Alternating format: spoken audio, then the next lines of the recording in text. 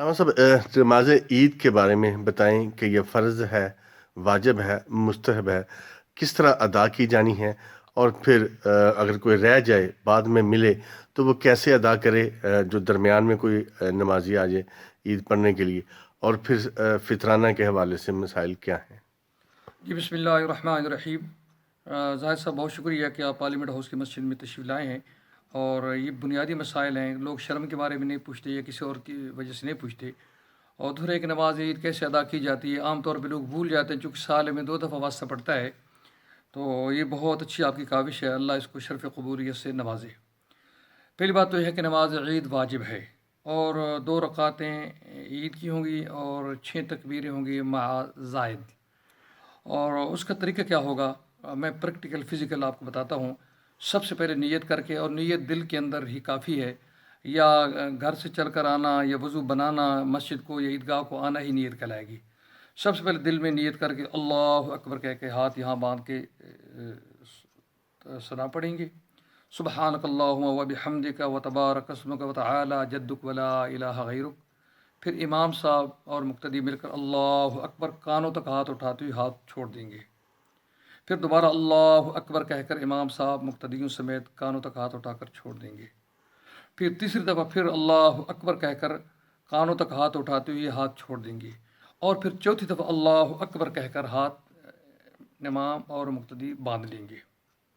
और फिर इमाम साहब सूरत फातिहा के साथ सूरत मिलाकर रुकू पे जाएंगे, 2 सजदे करके क़ियाम की तरफ लौट आएंगे। अब फिर अल्लाह अकबर कहकर अल्लाह इमाम साहब सूरत फातिहा पढ़ेंगे, सूरत फातिहा के बाद सूरत मिलाएंगे। अब जब ये मुकम्मल हो जाएगी तो हम रुकू पे नहीं जाना, बल्कि इमाम साहब मुक्तदियों समेत अल्लाह अकबर कहते हुए कानों तक हाथ उठाएंगे और हाथ छोड़ देंगे। दोबारा फिर अल्लाह अकबर कहकर इमाम और मुक्तदी दोनों कानों तक हाथ उठाएंगे, अल्लाह अकबर कहकर फिर हाथ छोड़ देंगे। और तीसरी दफ़ा फिर अल्लाह अकबर कहते हुए कानों तक इमाम और मुक्तदी दोनों हाथ उठाएंगे और हाथ छोड़ देंगे। जबकि चौथी दफ़ा जब रुकू पे जाएंगे फिर तकबीर कहेंगे अल्लाह अकबर, लेकिन हाथ नहीं उठाएंगे, बल्कि अल्लाह अकबर कहते हुए रुकू में चले जाएंगे।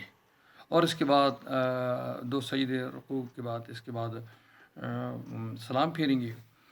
और जहाँ तक तल्लक है कि अगर कोई नमाजी 2 तकबीरात रह जाता है, 3 तकबीरात रह जाता है, तो वो बाद में आता है, या एक तकबीर रह जाती है, तो वो पहले कैसे पूरा करे। तो हमें इसके लिए फ़ुक़हा उम्मत, जो दरअसल हुक्मा उम्मत थे, उम्मत के लिए उन्होंने बड़ी मेहनतें जद्दोजहद करके हम तक दीन पहुँचा। हमारा तो अल्लाह माफ़ फरमाए, खून तो दूर की बात है, पसीना भी दीन के लिए नहीं लगा, जिसके लिए हमें कदर व क़ीमत इसकी नहीं है।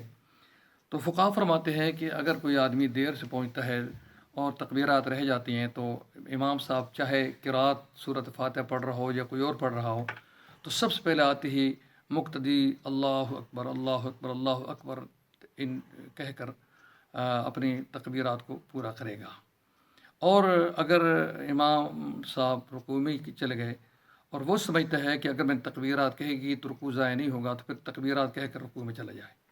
या फिर उसे अंदेशा है कि अगर मैं तकबीरात कहता हूँ, इमाम साहब रुकू से उठ जाएंगे, तो वो भी रुकू में चला जाए और सुबहान रब्बियल आला सुबहान रब्बियल आला सुबहान रब्बियल आला कहकर फिर रुकू के अंदर ही अल्लाह अकबर अपनी तकबीरात मुकम्मल कर ले।